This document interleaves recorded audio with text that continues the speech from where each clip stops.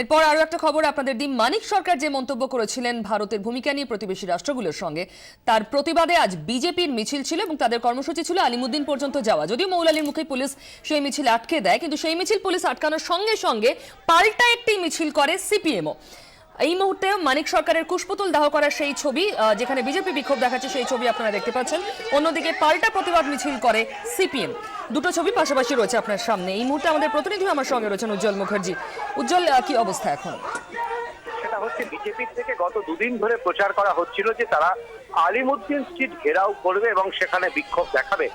গতকাল এই কর্মসূচি ছিল, কিন্তু লোক না থাকার কারণে গতকাল বাতিল হয়েছে এবং আজকে এই কর্মসূচি ঘোষণা করা হয় যে বেলা 3টের সময় তারা আলিমুদ্দিন স্ট্রিটে এসে পৌঁছাবে। সেই মতন আমরা পিওয়াতে দেখতে পাই যে গোটা রাস্তাটা মৌলালি থেকে শুরু করে আলিমুদ্দিন স্ট্রিট পর্যন্ত পুলিশের 4খানা ব্যারিকেড পরপর তৈরি করা হয়, যাতে কোনোভাবেই ব্যারিকেড না ভেঙে বিজেপির সমর্থকরা তারা আলিমুদ্দিনে পৌঁছাতে পারেন। এবং প্রচুর পুলিশ রাস্তায় মোতায়েন করা হয়, গোটা রাস্তা আটকে দেওয়া হয় এবং নজিরবিহীন নিরাপত্তা বলতে যা বোঝায় সেরকম একটা বলয় তৈরি করা হয়েছিল। কিন্তু বিজেপির সমর্থকরা সংখ্যায় ছিল এতটাই কম যে সেই ব্যারিকেড ভাঙার চেষ্টা কিন্তু একবারের জন্য তারা করেননি, বরঞ্চ পুলিশ যেখানে তাদেরকে আটকেছে সেখানেই তারা বসে পেরে 15 মিনিটের মতন তারা বিক্ষোভ দেখিয়েছেন। এদিকে তৈরি কিন্তু ছিল আলিমুদ্দিনও। এটা বোঝা গেল বিজেপি চলে যাওয়ার সঙ্গে সঙ্গে আলিমুদ্দিন থেকে পাল্টা মিছিল করা হয়, যার নেতৃত্বে ছিলেন বিমান বোস। রাস্তায় হেঁটেছেন সুজন চক্রবর্তী, মানব মুখার্জি সহ প্রথম সারির নেতারা। অর্থাৎ যদি পুলিশের প্রশাসন কতখানি মিছিল আটকাতে সক্রিয় ভূমিকা নেবে এটা আলিমুদ্দিন নিশ্চিত ছিল না।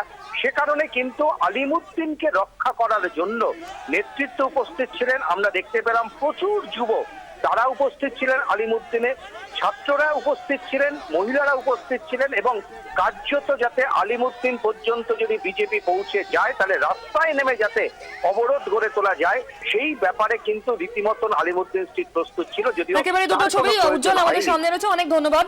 একদিকে বিজেপির বিক্ষোভ কুশপুতুল দাহ করা হচ্ছে মানিক সরকারের, অন্যদিকে সুজন চক্রবর্তীরা রাস্তায় নেমেছেন। আমরা দেখতে পাচ্ছি প্রথম সারির অনেক মুখী তারা রাস্তায় নেমেছেন পাল্টা প্রতিবাদে। কি বলেছেন বিমান বসু, শুনুন। ওরা যা করতে চায় তার কথা ওরা প্রচার করছে। যা করতে চায় ওরা দেশের মানুষকে ভাগ করতে চায়, দেশের মানুষকে ভাগ করার রাজনীতি করছে আর একটা কুৎসিত সংস্কৃতি আমদানি করছে। পার্টি অফিসের সামনে বিক্ষোভ দেখানো, এটা কোনোদিন পশ্চিমবাংলায় ছিল না।